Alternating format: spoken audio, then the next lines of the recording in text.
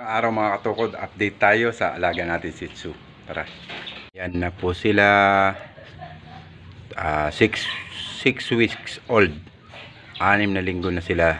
2.5 months. Bali, nabigyan na rin natin sila ng 2 times deworm. 2 beses lang na deworm. Then pinaliguan na natin sila para ipabaksin mamaya. 4-in-1.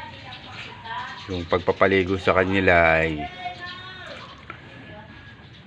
initan ng tubig, tapos gamitan ng sabon na pang puppy para hindi mahilam sa mata.